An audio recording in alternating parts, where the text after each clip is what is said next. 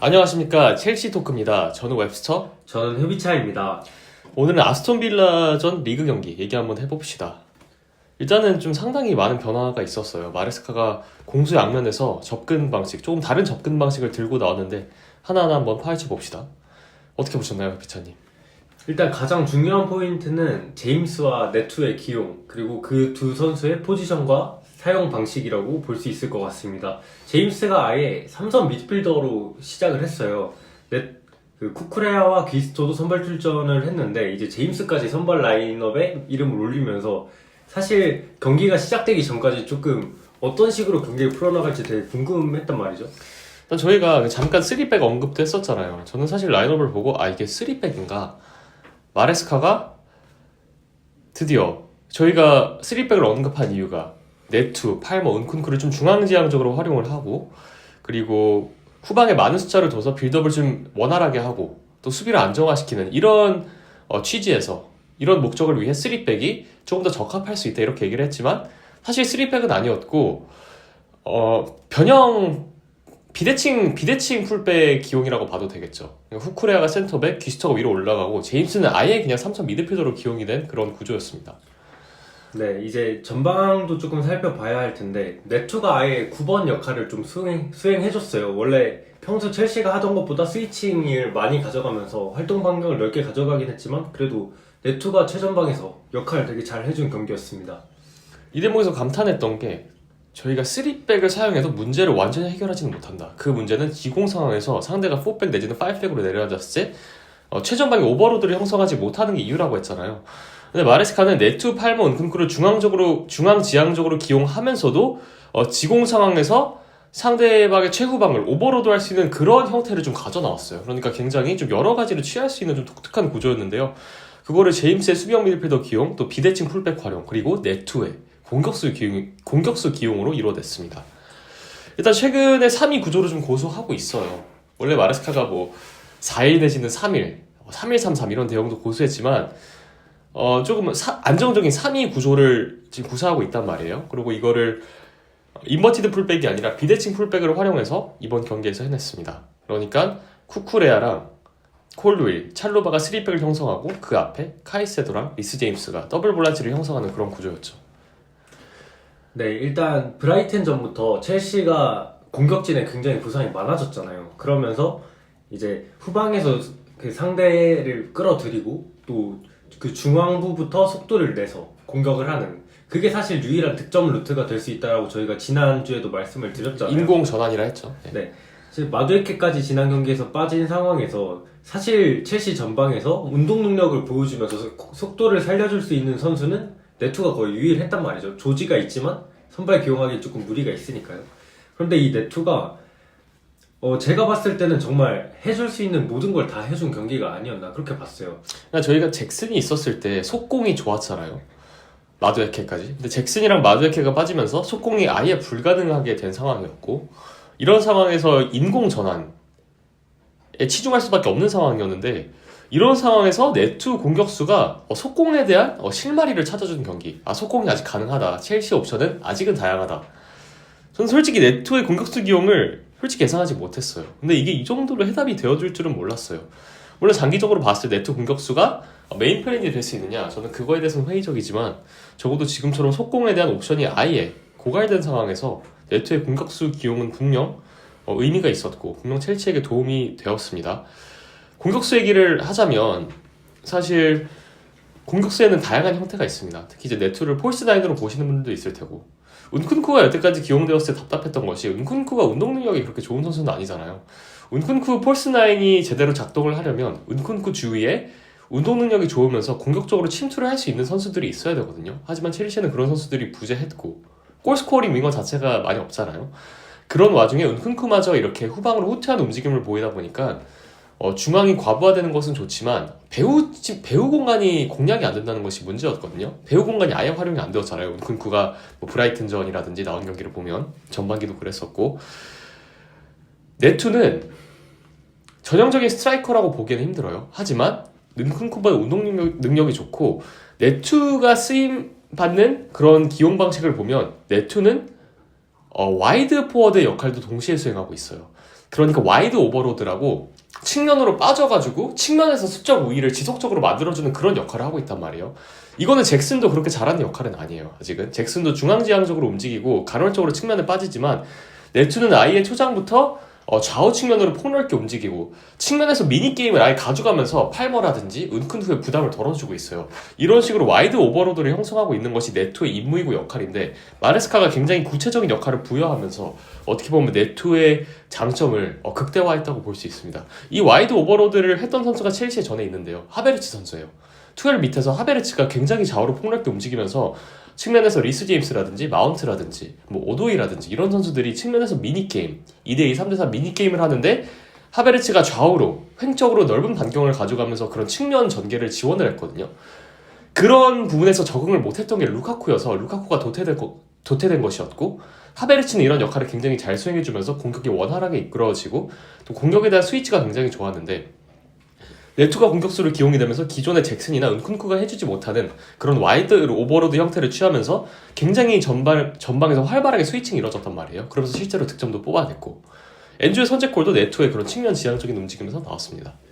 네, 네투의 오프 더블 움직임 좀 주목해 볼 필요가 있을 것 같아요. 사실 이 선수가 운동 능력은 굉장히 좋지만 우측에 기용이 됐을 때 사실 보여주는 오프 더블 움직임이 굉장히 제한적이었잖아요. 그래서 사실 왼쪽에서 기용이 됐을 때는 좀 직선적인 움직임으로 활로를 보여준 적은 있지만 사실 뒷공간 침투 그리고 마레스카가 요구하는 윙어의 그 기본적인 오프더볼 움직임을 다 수행하기에는 조금 어색함이 있는 선수였단 말이죠. 그런데 이 선수가 말씀하신 와이드 포워드 역할을 맡고 계속해서 중앙을 기점으로 중앙에서 측면으로 나가고 또 측면에 있다가 중앙으로 들어오면서 볼을 받는 그 동선을 가져가다 보니까 이 선수가 계속해서 움직이는 상태에서 볼을 받을 수 있는 상황이 만들어지고 그러다 보니까 드리블을 하거나 그 이후의 상황을 만드는데도 훨씬 더 유리한 그런 상황이 만들어졌습니다.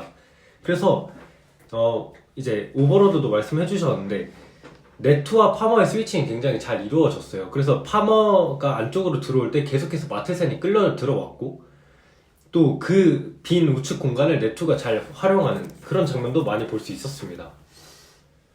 일단 네투 같은 경우는 굉장히 폭넓게 움직여줬다는 장점이 있고 또 은쿤쿠 기용과 연관되어 좀 얘기할 수 있는 부분이 있는데요. 은쿤쿠가 사실 스트라이커로 기용되기에는 첼시 구조상 아쉬운 모습을 많이 보여줬고 그렇다고 윙어로 기용하기에도 마레스카는 윙어에게 굉장히 터치라인 윙어의 그런 역할을 부여한단 말이죠. 그런데 네투가 이렇게 측면 오버로드를 형성하면서 네투가 측면으로 빠질 때 윙어들이 안쪽으로 들어올 수 있는 그런 상황이 생긴단 말이에요.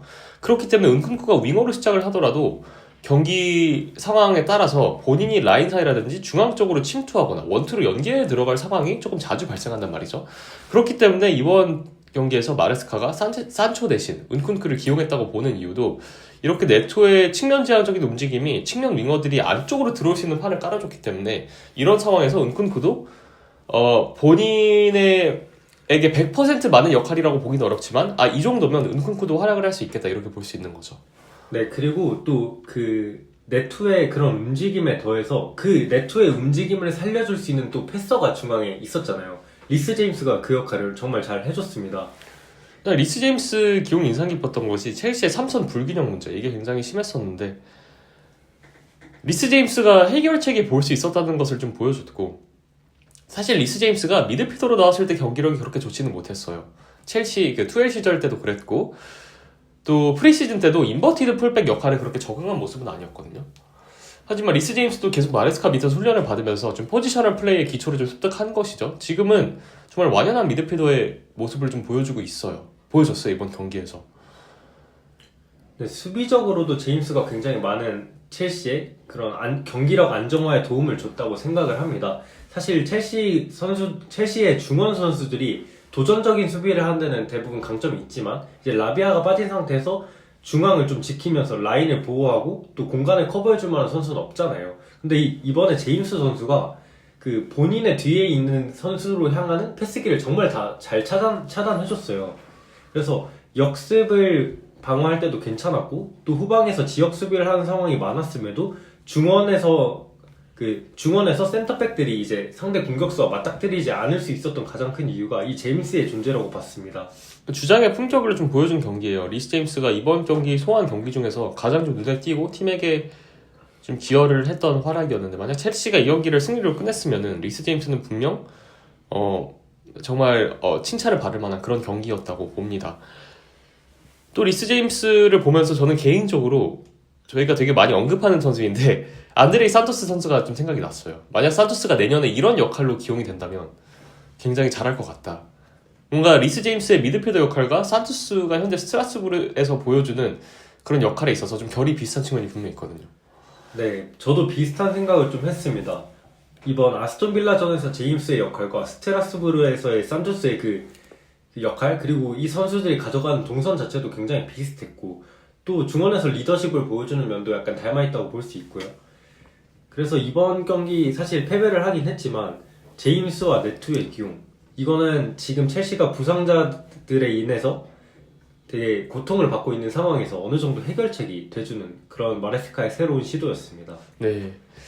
또 얘기를 하고 싶은 게 잭슨이랑 마두에케가 빠졌잖아요.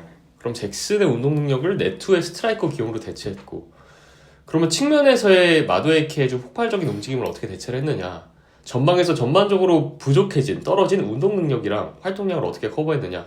네투 기용이 첫 번째 방안이었고, 두 번째는 비대칭 풀백이었습니다. 구스토가 굉장히 활동량이랑 배후 침투가 좋은 선수이고, 사실 포체티노 밑에서도 이런 장점을 여실히 발휘를 했잖아요.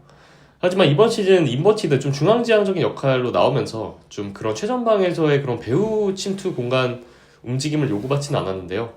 마레스카가 전방에 좀 떨어진 운동 능력을 보완하기 위해서 이번에 구스토를 최전방에 최전선에 그 3-2-5 구조에서 그 5의 우측, 그러니까 사실상 윙어 역할이죠.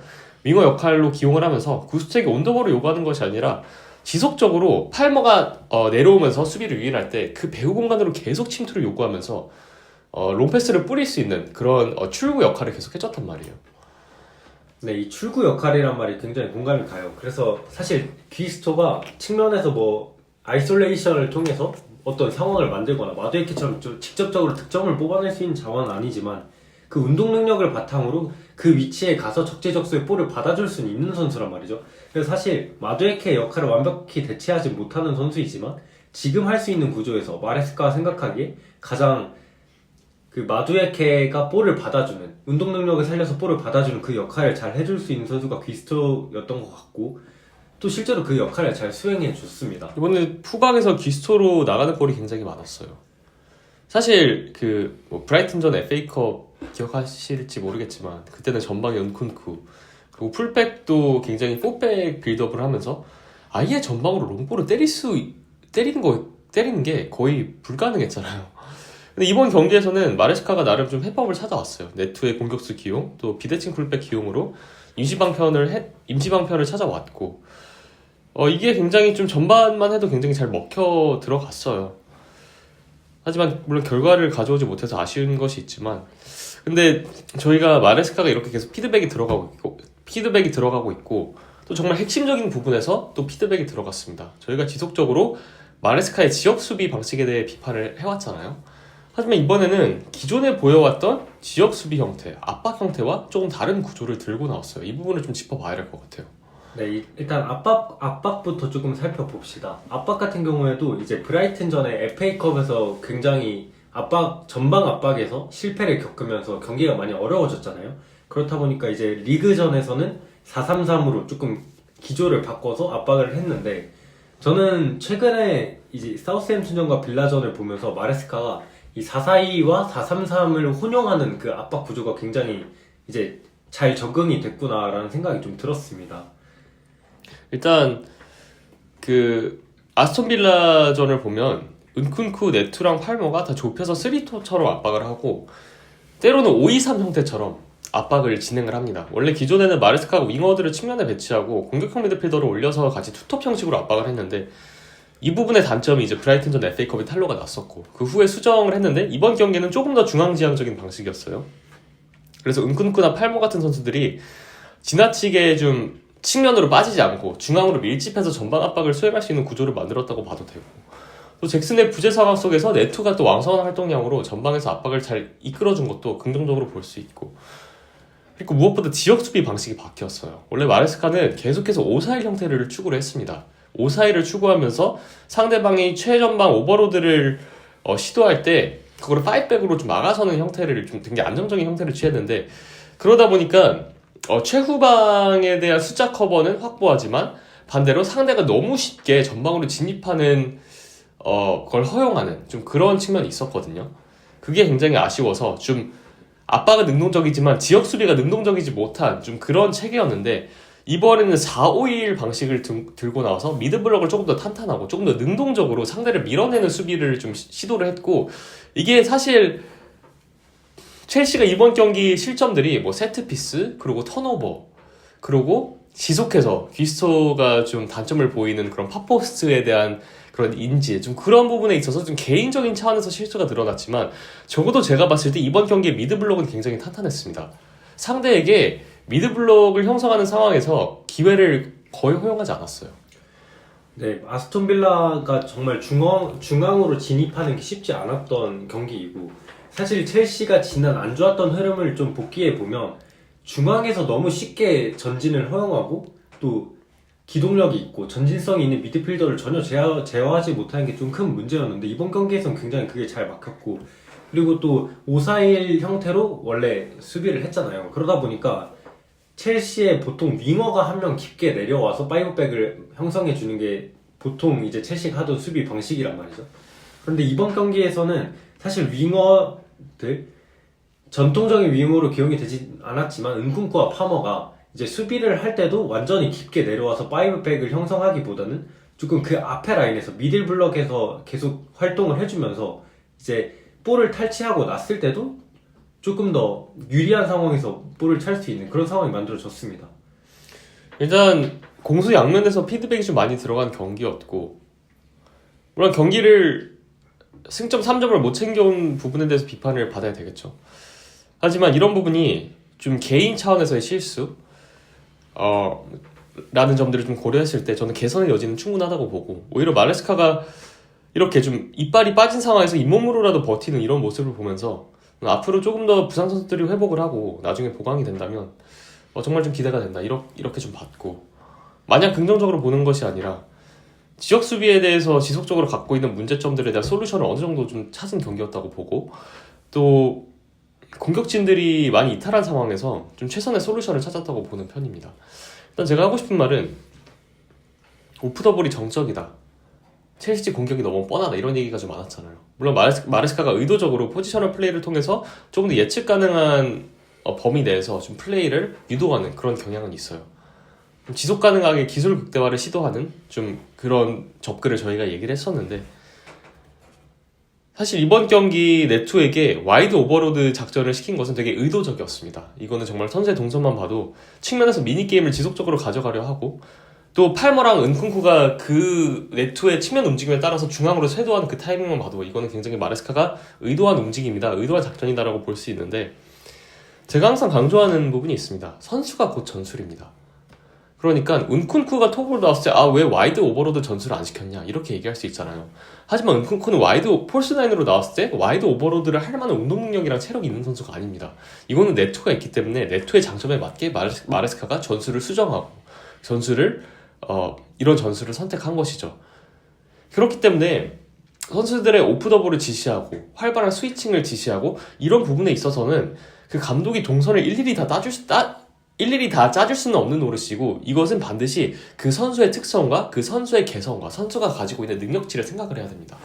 오프더볼도 마냥 움직이는 것이 아니에요. 마냥 체력 좋다고 빠르다고 할 수 있는 것이 아니라 어떤 방향으로 이 선수가 움직이는데 능하고 어떤 방향으로 움직이면서 어떤 주발을 사용하느냐, 이런 것도 굉장히 중요하게 작용을 하거든요. 이런 측면에 있어서 양발을 어느 정도 쓰고 좌우로 움직이는 데 있어서 큰 문제가 없고, 또 직선적인 기동이 매우 좋은 네투를 전방에서 기용함으로써 와이드 오버로드를 좀 효율적으로 가져갔던 것이 이번 경기의 핵심 포인트였던 것 같습니다. 네, 말씀하신 것처럼 사실 네투는 사실 오프더볼 움직임을 잘 가져갈 수 있는 조건을 다 갖춘 선수지만, 그게 발동되기 위해서는 조금 약간 거기에도 조건이 어느 정도 따르는 선수잖아요. 아까 말씀드린 것처럼 우측에서 이 선수를 딱 고정시켜 놨을 때는 오프 더 볼의 장점이 안 나오는데 이제 그 좌우를 좀 횡단할 수 있게 해주고 좀 넓은 동선을 스프린트를 하면서 움직이는 상태에서 볼을 받을 수 있게 만들어준 것. 이것도 약간 네투의 장점, 그리고 지금 첼시가 선택할 수 있는 은쿤쿠와 파머를 조금 살리는 선택을 할 수 있는 최선의 선택이었다고 봅니다. 이 선수가 측면에서 돌아뛰는 움직임이 그렇게 위협적이진 않아요. 그게 좀 단점으로 드러났었고, 그렇지만 상대 풀백과 센터백 사이 그 인터벌이라고 하죠. 그 인터벌 공간으로 침투하는 데 있어서는 굉장히 지쳤고 굉장히 위협적입니다. 이런 부분을 좀 10분 활용했던 것이 이번 아스톤 빌라 경기였다고 볼 수 있고요. 네, 그럼 이번 경기에서 조금 아쉬웠던 점이 있으실까요? 아쉬웠던 점은 계속해서 그 파포스트 크로스에 있어서 계속 실점을 허용하고 있는데, 이 부분은 포체티노 시절부터 좀 두드러졌던 부분이고, 또 심지어 귀스토가 포체티노 시절부터 약점을 보였던 부분이기도 합니다. 포체티노가 이런 부분을 좀 보완하려 아예 5백으로 내려앉은 경기도 있었고, 사실 길크리스 선수가 이런 부분에 대해서 좀 집중력이 좋잖아요. 길크리스가 기용됐던 적도 있었고, 근데 귀스토가 굉장히 좋은 선수예요. 그리고 굉장히 이번 경기 잘했지만 계속해서 파포스트에 있는 선수를 놓칩니다. 이번에는 그래도 좀 인식을 하고 볼을 건드리긴 했지만 그래도 완벽하게 처리를 하지 못하면서 좀 공중볼, 투입되는 그런 공중으로 날아오는 볼에 대한 대처가 조금 더 잘 이루어질 필요가 있다고 봐요. 아스필리쿠에타 같은 경우는 키가 큰 선수는 아니었죠. 그래서 공략이 됐던 경기도 많지만 그래도 아스필리쿠에타는 집중력이 굉장히 좋았기 때문에 끊어줄 볼들을 사전에 끊어주고 상대의 공격수와 경합은 해줬거든요. 근데 귀스토는 계속 이런 부분에 있어서 좀 취약점을 보인다. 이게 좀 굉장히 아쉬웠고, 또 이건 선수가 좀 개선을 해야 되는 부분이라고 보고 있습니다. 네, 저도 이제 여기다가 조금 첨언을 하고 싶은데 사실 아스날전 그리고 또 풀럼전 이런 경기들에서 이미 지속적으로 그리고 그 전에 포체티노 시절부터 계속 지적되어 오던 단점이었고, 근데 이 귀스토뿐만 아니라 사실 이번 경기 실점을 했을 때 이제 아센시오의 첫 번째 득점이었죠. 동점골을 실점을 했을 때를 보면 또 지난주부터 약간 비판을 했던 마레스카의 박스 앞 오프사이드 라인 형성의 문제점도 조금 드러났어요. 이게 지난주에는 저희가 박스 앞에서 오프사이드 라인을 형성하면 이 수비하는 라인 간의 깊이가 형성되지 않아서 또 썰어 들어온 팀들에게 불리할 수 있다라고 말씀을 드렸잖아요. 그런데 이번 경기에서 이 박스 앞 오프사이드 라인 전술의 문제점이 하나가 더 드러납니다. 이제 이선 침투가 하는 선수가 있어서 첼시 선수가 그 선수를 마크하기 위해 따라가는 순간 오프사이드 라인이 완전히 붕괴가 돼버려요. 이번에 엔소가 모건 로저스가 침투하는 걸 보고 그걸 따라갑니다. 이제 그 선수에게 침투가 되면 라인보다 앞선 상황에서 로저스가 볼을 받게 되기 때문에 반드시 따라가 줘야 되는 상황이었어요. 근데 이제 엔소가 따라감으로써 오프사이드 라인이 완전히 깨져버렸고, 그렇게 되면서 레시포드에게 투입된 볼이 옵사이드가 전혀 아닌 완벽한 옵사이드가 되었죠. 이거는 이제 사실 마레스카가 이런 전술을 사용하는 게 첼시 수비수들이 이제 공중볼에 그렇게 강점이 있는 선수들이 아니잖아요. 그렇다 보니까 사전에 옵사이드로 차단을 하려는 그런 의도도 어느 정도 볼 수 있지만, 저는 이 전술 같은 경우에는 지속적으로 완전 고수할 필요까지는 없다고 생각이 들어요. 이 프리미어 리그에서는 이 전술로 약간 득을 봤을 때보다는 약점이 드러난 게 더 많았고, 심지어 최근 경기들에서 계속 드러나고 있는 단점이고, 또 귀스터가 오히려 라인에 맞추면서 파포스트를 수비하는 이런 장면에서 오히려 더 단점이 있는 선수이기 때문에 저는 마레스카가 다른 부분을 정말 잘 피드백해온 경기라고 봤지만 이 부분만큼은 조금 한 번 더 생각을 해볼 수 있지 않나 이런 생각이 들었습니다. 지금 최전방 선수들에 대한 견제는 잘 이루어지고 있는데, 말씀하신 것처럼 이선에서 배우로 들어오는 상황에서 이게 선수들에게 혼선이 생기잖아요. 그런 상황에서 커뮤니케이션 미스, 라인 컨트롤 미스가 실점으로 이어지고 있는데, 지금 마레스카가 페널티 박스에서 그 페이그린 옵사이드 트랩이라고 하죠. 그거를 고수하고 있는 이유는 선수들에게 일종의 가이드라인을 심어주기 위한 것이에요. 그러니까 공격수는 오프사이드를 피하기 위해서 부심 위치를 보고 있습니다. 일종의 가이드라인인 거예요. 실제로 공격수를 해보셔서 아시겠지만 공격수가 부심을 보고 있으면 그 부심을 기점으로 움직이면서 오프사이드를 피하거나 오프사이드로 회피할 수 있다, 이런 식으로 이제 생각을 하는 거거든요. 일종의 가이드라인인 건데, 페널티 박스가 선이 있으니까 일종의 시각적인 가이드라인이 돼주잖아요. 그러면 어떻게 보면 좀 라인 컨트롤이 좀 미숙한 선수라든지 좀 전반적인 상황 인식이 안 되는 선수들에게 이런 가이드라인을 부여함으로써 좀 상황 판단에 대한 좀 도움을 준다고 볼 수 있거든요. 하지만 동시에 이런 가이드라인에 메모리 돼 버리면은 임기응변을 해야 되거나 좀 예상치 못한 상황이 발생했을 때 그거에 대해 대처 능력은 떨어진단 말이에요. 그래서 마레스카가 이런 부분에 있어서 어느 정도로 가이드라인을 부여하는지, 제가 봤을 때 그 볼이 있는 상황, 온더볼 상황에서의 가이드라인은 굉장히 적절하거든요. 딱 첼시가 선수들이 딱 필요한 만큼만 주고 있어요. 하지만 지금 수비 상황에서는 옵사이드 트랩, 이 가이드라인이 어떻게 보면 선수들을 과부하시킬 수도 있다고 보는 거거든요. 물론 이거를 안 줬을 때 이 선수들의 경기력이 어떤지를 저희가 보지 못했잖아요, 이번 시즌. 그래서 좀 비교 분석이 좀 어려운 측면은 있지만 좀 이런 관점에서 좀 팬들이 보시면 좀 마레스카가 이걸 왜 하고 있고 이거의 장단점은 무엇이고 이렇게 좀 판단할 수 있지 않을까 싶습니다. 그것도 아쉬웠던 부분이 하나 더 있는데, 전반에 그 찰로바가 부상으로 아웃이 됐잖아요. 그러면서 저는 개인적으로 아치안퐁이 투입되기를 좀 바라고 있었어요. 하지만 아치안퐁 대신 토신이 투입이 되었죠. 기본적으로 찰로바가 이번 경기에서 와이드 센터백 롤을 담당했기 때문에 이 역할은 토신보다는 아치안퐁이 더 어울리는 역할이었습니다. 토신은 사실 측면 센터백을 그렇게 잘 보진 못해요. 일단 거구이기 때문에 기본적으로 볼 처리의 유연성, 다양성, 그리고 볼 운반에 있어서는 아치안퐁이라든지 찰로바, 그리고 제임스 같은 좀 내추럴한 와이드 센터백에 비해서 역량이 좀 떨어지는 부분이 있죠. 토시는 반면 중앙 센터백으로 나왔을 때 경기력이 굉장히 좋은 선수인데, 이번 경기에서는 코릴이 중앙 센터백 역할을 맡고 있었기 때문에 측면 센터백은 보다 좀 잘 움직이고 좀 잘 전진할 수 있고 좀 공격을 이끌어낼 수 있는 그런 선수가 필요했다고 저는 보고 있어요. 물론 마레스카의 의중이 아예 이해가 안 되는 건 아니죠. 이렇게 중요한 경기에 아치안퐁이라는 유스 선수를 경기 중간에 바로 투입을 할 수 있느냐, 이런 부분에 있어서 좀 꺼려졌던 것은 이해를 하는 부분입니다. 하지만 저는 그래도 전술적인 관점에서 봤을 때 이번 경기는 토신보다는 아치안퐁이 더 어울렸다고 보거든요. 실제로 토신이 투입되고 우측에서 빌드업에 있어서 애를 먹으면서 좀 공격 전개가 좀 답답해지기도 했어요. 네, 토신이 가운데 있을 땐 분명 이제 전술적인 메리트가 있는 선수이지만 측면으로 와이드 센터백으로 빠졌을 때는 아치안퐁은 정말 다재다능한 그런 빌드업 루트를 창출할 수 있는 선수잖아요. 사실 전반기에 이제 기우가 대표적이겠고 후반기에 아치안퐁이 대표적이라고 보는데, 마레스카가 사실 이 2006년생 선수들을 기용하지 않는 게 저도 이해는 갑니다. 정말 중요한 경기고, 이 사실 어린 선수일수록 멘탈적으로 쉽게 흔들릴 수도 있고 또 그런 분위기가 조금 밀리고 있는 상황에서 같이 무너지는 경향이 또 있을 수도 있기 때문에 마레스카의 그런 선택은 좀 이해가 가긴 하지만, 사실 그 역할만 봤을 때는 확실히 아치안퐁이 조금 더 적합한 선수였다는 생각이 들긴 해요.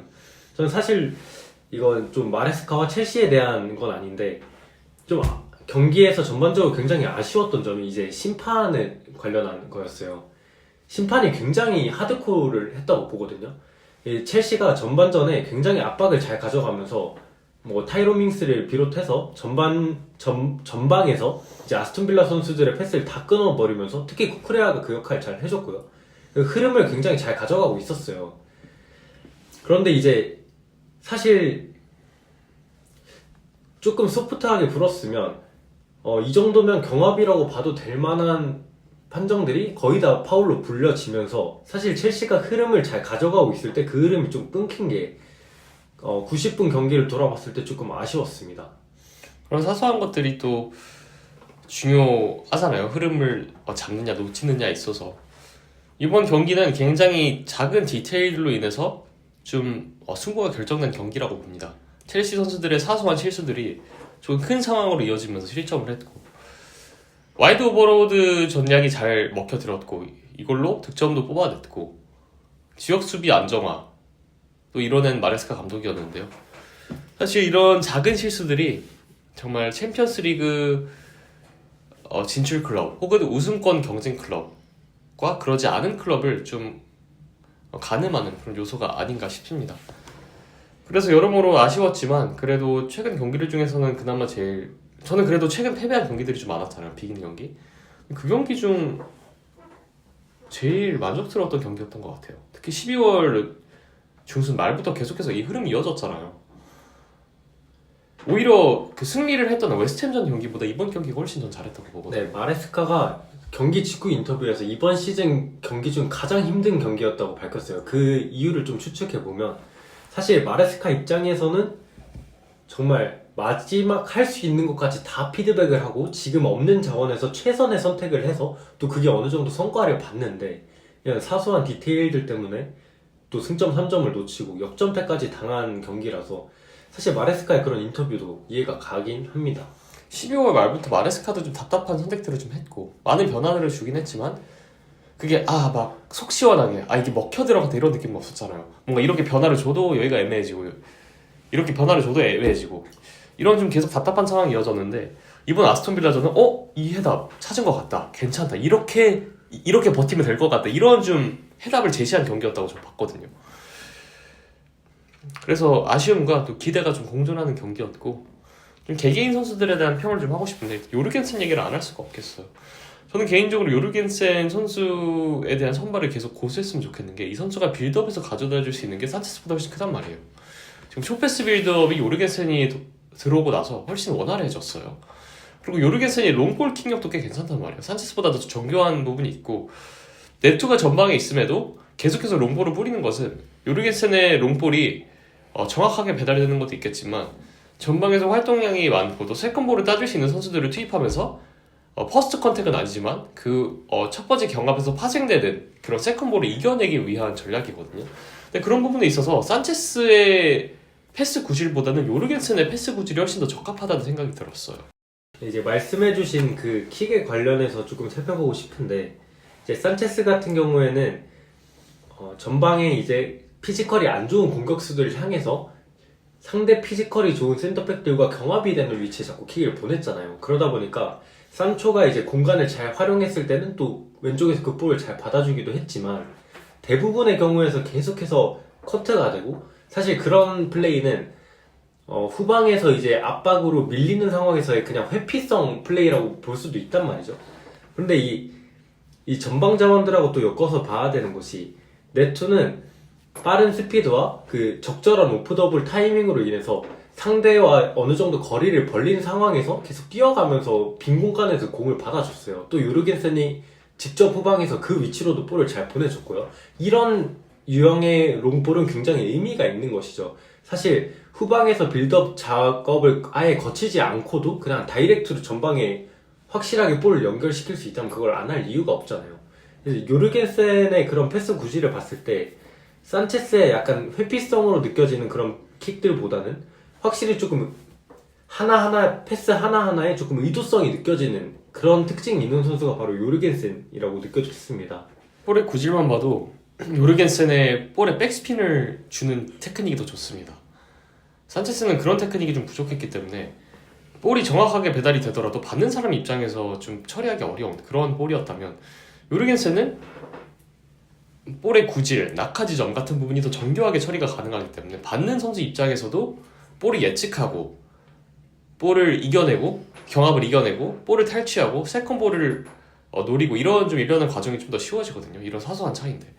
그리고 요르겐센이 기본적으로 볼을 처리할 수 있는 각이 더 다양합니다. 그렇기 때문에 상대방을 아예 끝까지 끌어들인 다음에 볼을 처리하는데도 산체스에 비해 더 수월하게 이런 작업을 해냈기 때문에 개인적으로 빌드업에 있어서는 좀 굉장히 큰 차이가 있고 산체스는 볼을 바로바로 처리하는 반면 요르겐센은 볼을 좀 머금고 그 수비를 유인하고 볼을 다양한 각도로 처리할 수 있다는 것이 빌드업에 있어서 굉장히 최근 경기들에 좀 좋게 작용을 하고 있습니다. 물론 이번 경기 해서는 안 될 기름소원 실수를 좀 했죠. 선방적인 부분에 있어서는 좀 아직 부족하고 특히 이제 공중볼 처리에 있어서 좀 아쉬운 모습을 보이는데 이런 부분들은 보완이 되어야겠죠.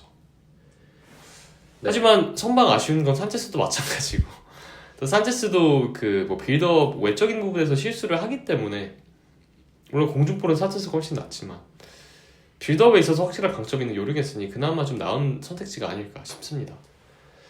네, 이제 저는 좀 엔소 페르난데스에 대해서 얘기를 해보고 싶어요. 사실 이번 경기가 이제 네투도 네투지만 이 엔소와 네투 이 두 명이 전방에서 굉장히 많은 경합을 가져가고 많은 오프더볼로 활동 반경을 넓게 가져가야만 했던 경기였어요. 사실 마레스카가 지금 기용할 수 있는 자원들로 가장 잘 경기를 설계해 오긴 했잖아요. 그런데 이제 누군가는 또 선수들이 많이 빠져있기 때문에 1인분 이상을 해줘야 되는 상황이었단 말이죠. 그런데 제가 봤을 때 그게 네토와 엔소의 역할이었습니다. 이 네토도 정말 잘 해줬고 저희가 많이 말씀을 드렸기 때문에 이제 엔소 얘기를 좀 해보면 사실 이 선수가 기동력이 그렇게 좋은 선수는 아니에요. 그런데 볼이 흐르고 도달할 위치를 잘 파악하고 그 위치로 움직여주는 그 움직임이 굉장히 좋습니다. 사실 선제골 장면을 봐도 엔소 페르난데스가 있어야 할 위치는 좀 아니었거든요. 사실 그 위치는 원래 9번 공격수가 있어야 되는 위치인데 이제 박스 안에서 그리고 박스 밖에서 경기장 전반적으로 특히 이번 경기에서는 전방에 근접한 위치들에서 이 엔소의 오프더블 움직임 그리고 많은 활동량이 첼시의 답답한 경기력이 좀 활로가 되어주는 그런 요소로 작용했던 것 같습니다. 또 일단 이번 경기는 측면 오버로드가 핵심이었기 때문에 네투가 전방을 비우는 경우가 잦았거든요. 측면으로 빠지기 위해서. 그런 상황에서 엔조가 적재적소에 박스 침투를 해줬던 것이 첼시의 공격에 좀 좋은 영향을 줬고 실제로 선제골도 그런 움직임으로 나왔고 포체티노 때부터 엔조의 좀 전방 기용, 스칼로니도 마찬가지였죠. 좀 시도해보고 있는 감독들이 많은데 확실히 박스 안에서 골 냄새를 맡는 능력이 있어요. 저는 이 선수가 계속해서 좀 긴도환이랑 비슷한 측면이 있다고 좀 말씀을 드렸는데 물론 두 선수 좀 달라요. 특히 볼을 가진 상황에서 이제 패스의 범위라든지 패스의 다양성은 엔조가 더 뛰어나지만 이렇게 전방으로 순식간에 침투해서 골 냄새를 맡고 또 포지셔널 플레이 모델에서 좀 다양한 오프더블 움직임, 다양한 역할을 수행하면서 또 포켓에서도 볼을 받고 방출하는 데 있어서 빈도안이랑 분명 비슷한 측면이 있거든요. 엔조가 이번 경기에서도 좀 본인의 다재다능한 미드필더로서의 그 6, 8번, 10번이 모두가 되는 첼시의 유일한 미드필더잖아요. 이런 측면에서의 좀 강점을 좀 보여주는 경기였다고 생각을 합니다. 또 이번에 리스 제임스라는 파트너가 있었기 때문에 본인도 수비적으로 부담이 이전 경기를처럼 큰 경기는 아니었고 오히려 본인이 좀 잘할 수 있는 판이 깔린 경기가 아니었나 싶습니다. 저는 오늘 코릴 선수에 대해서 얘기 좀 해보고 싶어요. 저는 개인적으로 사실 브라이튼전에서도 정말 해서는 안 되는 그런 실수, 그런 태도를 보여줬지만 저는 전반적인 활약 자체는 괜찮았다고 봤거든요. 근데 이번 경기에서 코릴은 정말 괜찮았어요. 전 잘했다고 봐요. 기본적으로 후방 빌드업, 쇼패스 서킷에 있어서 콜릴의 역할이 굉장히 큽니다.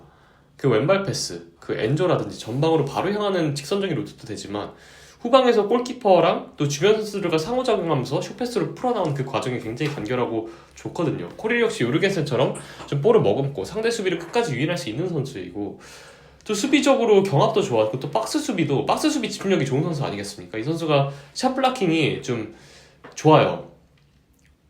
박스 수비가 좋고 또 동시에 맨투맨 압박을 수행할 때 하프라인 쪽으로 올라서가지고 적극적으로 수비 등 뒤로 달라붙는 것도 잘하기 때문에 이번 경기는 전반적으로 좀 잘했다고 보고 있습니다. 네, 말씀하신 것들이 코릴의 대표적인 장점인데 최근 경기들에서 그 전방 압박을 할 때 상대 공격수를 묻어 나와서 볼을 커트해주거나 또 거기서 높은 위치에서 인터셉트를 해내는데 굉장한 강점을 보여주고 있어요. 이게 첼시가 장기적으로도 맨투맨 압박을 하나의 수단으로 경기를 풀어가는 하나의 수단으로 가져갈 게 분명하기 때문에 이런 코릴의 장점은 정말 지금 잘 이용할 수 있을 것 같고 또 최근에 폼이 나쁘지 않아요. 말씀하신 것처럼 이제 제가 최근에 글을 적었던 것 중에 하나가 이제 코릴 같은 선수가 대표적으로 팀 전반적인 수비력이 좀 개선이 되면 좀 경기력이 많이 올라올 것이라고 보는 선수라고 말씀을 드린 적이 있는데 이제 그 이유가 이 선수가 조금 지금 짊어져야 할 게 좀 많아요. 수비진에선. 그래서 이 선수도 분명 단점이 있지만 혼자서 감당하기 힘든 수비 상황이 좀 많거든요. 이제 그런 상황들 조금 팀 전반적으로 제거를 시켜주고 이 선수가 잘할 수 있는 판을 깔아줬을 때는 또 빌드업에서의 그런 장점 그리고 전방 압박을 할 때 그 맨투맨 압박에서의 장점들을 잘 이용을 했을 때 정말 괜찮은 선수로 또 자리매김할 수 있다고 보여집니다. 이 선수가 부족한 선수라는 좀 비판을 받는 것이 이해가 안 되는 건 아니에요. 왜냐면 분명히 부족한 모습을 보여준 활약이 있었으니까요. 하지만 동시에 이 선수가 지금 감당해야 되는 역할이 굉장히 많다는 것 역시 좀 팬들이 인지하면 좋을 부분이라고 생각을 합니다. 이 선수가 공수양면으로 해야 되는 게 굉장히 많고 그 와중에 어떤 부분에 있어서 굉장히 좋은 부분을 보여주고 있고 단점에 있어서는 개선이 전 될 것이라고 생각을 해요. 분명히 개선이 될 수 있는 부분이고, 코릴이 기동력이 아주 좋은 선수는 아니지만 이렇게 측면 경합에 능한 포파나라든지 제임스 같은 선수들이 동시 기용이 될 수 있다면 코릴의 부담은 한층 줄어들 것이라는 생각이 들거든요. 이제 저는 빨리 포파나, 코릴, 제임스의 그 3백을 좀 보고 싶어요. 정말 그 전반기에 마레스카가 리스 제임스를 왼쪽 센터백으로 기용을 하면서 좀 그런 비슷한 시도를 했었잖아요.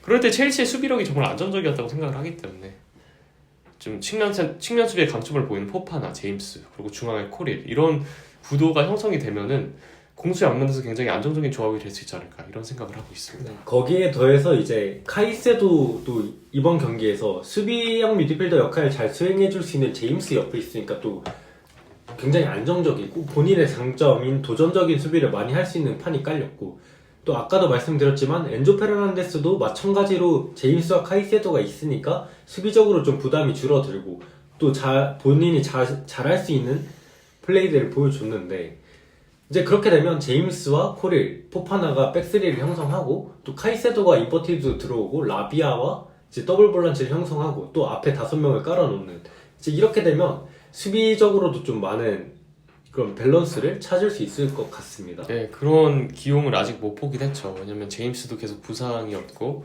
라비아도 계속 부상이었기 때문에. 그리고 또 말씀드렸다시피 이 불균형의 문제를 제임스를 통해서 어느 정도 틀어막는 선택을 했잖아요. 하지만 내년에 산투스, 우고 축구가 복귀를 하면 이렇게 틀어막는 선택이 아니라 오히려 산투스랑 우고 축구라는 선택지를 기용함으로써 이번 경기에서 취했던 점들을 좀 이 선수들의 복귀를 통해서 좀 이룰 수 있거든요. 이번 경기는 리스 제임스의 역할을 산투스나 우고 축구가 굉장히 잘해줄 수 있는 역할이란 말이에요. 그러면서 카이세도도 좀 안정적인 활약을 보였고 엔조도 살아나는 모습을 보여주면서 좀 첼시가 앞으로 미드필더진, 수비진 운영을 어떻게 해야 되는지에 대해서 좀 힌트를 준 경기가 아니었나 싶습니다. 또 언급하고 싶으신 선수가 있을까요? 개인적으로 이번 경기 전반적으로 윙어들의 팔머가 이번 경기 윙어로 나왔잖아요. 팔머가 후반전에 굉장히 결정적인 찬스가 있었는데 이걸 해결을 못하면서 그 경기에 이것이 좀 치명적인 영향을 줬어요. 개인적으로 팔머랑 은쿤쿠 선수 간의 상호작용이 그렇게 좋지도 않고 서로 좀 사이가 안 좋나 싶을 정도로 패스를 안 주고받고 또 서로의 플레이에 있어서 좀 불만을 표시하는 경향이 있거든요. 이런 부분에 있어서도 마레스카가 분명히 좀 피드백이 들어가야 될 부분이라고 보고 있습니다. 특히 팔머가 좀 은쿤쿠와의 그 합이 안 맞았을 때 보여주는 리액션이 좀 과하다고 느껴질 때가 있더라고요. 분명 이제 저희는 그냥 그 TV로 보는 팬들이기 때문에 이 선수들이 가는 어떤 그런 말들이 오고 가는지는 알 수 없지만 사실 지금 첼시가 어려운 상황에서 결국 마무리를 지어줘야 되는 선수들이 이제 은쿤쿠와 또 파머잖아요. 근데 이번 경기에서는 사실 둘 다 그렇게 활약도 좀 아쉬웠고 결정적인 장면에서도 아쉬움을 드러냈고, 또 은쿤쿠 같은 경우에는 이제 아스톤 빌라 전에는 사실 영향력이 그렇게 크지 않았잖아요. 그러면서 산초와 또 교체가 됐고 이제 물론 부상 선수들이 많이 복귀를 하면 지금보다 훨씬 나아지겠지만 또 그 전까지는 이 두 선수가 핵심적인 역할을 해줘야 되기 때문에 이것도 마레스카가 어느 정도 좀 중재를 해줬으면 좋겠습니다. 은쿤쿠는 전반기에 워낙 그 경기를 소화를 못했고 소화를 하더라도 아예 포워드로 배치가 되면서 이렇다 영향력을 못 보여줬잖아요. 지금은 이제 좀 핏이랑 리듬을 끌어올리는 단계로 보고 있습니다. 이번 경기에서는 어떻게 보면 좀 중앙으로 들어오시는 판이 깔린 경기였어서 본인도 좀 볼 터치를 좀 많이 가져갈 수 있는 그런 환경이었는데 개인적으로 은쿤쿠가 간결하게 볼을 처리하는 것이 주변 동료들의 좀 능력을 끌어올리는 데 좀 도움이 된다고 생각을 해서 은쿤쿠가 계속 이런 식으로 좀 기용이 돼서 이선 기용, 10번으로 기용되면 그것이 금상첨화이겠지만 그러지 못한다면 이렇게 좀 계속 포워드 밑에서 기용이 되고 또 네트의 와이드 오버로드 움직임에 맞춰 안으로 잘라 들어오면서 그런 상호작용을 보여주는 것이 굉장히 좀 긍정적으로 봤고 또 은쿤쿠가 계속해서 리듬을 끌어올리면서 경기력을 좀 향상시킬 수 있는 부분이라고 생각을 하거든요. 팔머랑 은쿠쿠 같은 경우 이 두 선수가 굉장히 테크닉이 좋고 또 전방에서 해결해줘야 되는 선수들이기 때문에 이 두 선수 간의 호흡 면에 있어서 분명히 발전이 필요하다고 생각을 합니다. 이상 이렇게 아스톤 빌라전 살펴봤고요. 좀 굉장히 아쉬움과 또 기대감이 공존하는 경기였다고 요약을 할 수 있을 것 같습니다. 다음에도 흥미로운 콘텐츠로 찾아뵙도록 하겠습니다. 이상 저는 웹스터 저는 해비차였습니다. 감사합니다. 감사합니다.